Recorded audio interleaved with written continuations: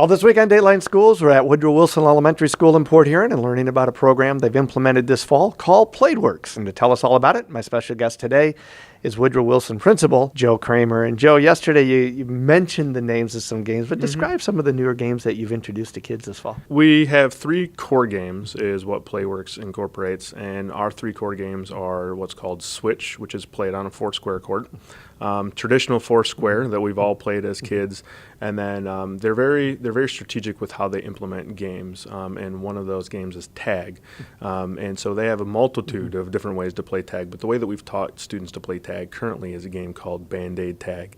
And it's very different in the fact that nobody is it. So one of the major tenets of Playworks is being inclusive of all students. So in a sense, everyone's it in tag, and you walk around with your tagging fingers out, and you teach kids, all right, you can only tag on the shoulders, the back, and the arms, and you're very strategic about how you teach it, and you go over it. And then once students are out, they actually go to a medical center, is what you call it, and they go over and they have to be very positive with themselves, and they have to do one of 2 things. They can either do 3, I'm an all-star, because we're the Woodrow Wilson All-Stars, or they can do 3, I'm awesomes. And once they do those things, then they can go back into the game and join. Switch is a game where you have 5 players in the game at a time. The person in the center of the 4-square court is the switch conductor. They say switch. Everybody tries to get to one of the 4 corners. Odd person out exits the game. If 2 people get there at the same time, kind of what Shari talked about either Monday or Tuesday with rock, paper, scissors. They call it Rochambeau. So they play Rochambeau. The person who does not win, they exit the game. And as they exit the game, instead of just leaving the game, you give everybody a high five and tell them good job. And then the next person enters the game as the switch conductor.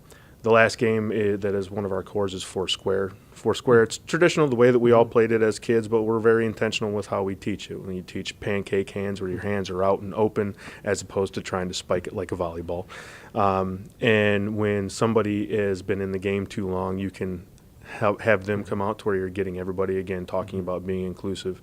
And then in a traditional game, that line was straight if you were outside of the game. In Playworks, that line wraps around the game to where everybody can see the game, everyone can be a part of it. When you have to exit the game because you hit the line or you hit the ball twice, same thing as with Switch. You give everybody a high five, tell them good job, and you go to the end of the line. They call it the recycle line. You're not out. So those are our core 3 games, and then we're getting ready to start implementing something called Game of the Week, which will be a rotation game for the kids to learn something new. Those games currently are being taught through our physical education department, and then implemented outside in the playground when teachers take their students out to recess. We'll be back with more tomorrow. For Dateline Schools, I'm Terry Harrington.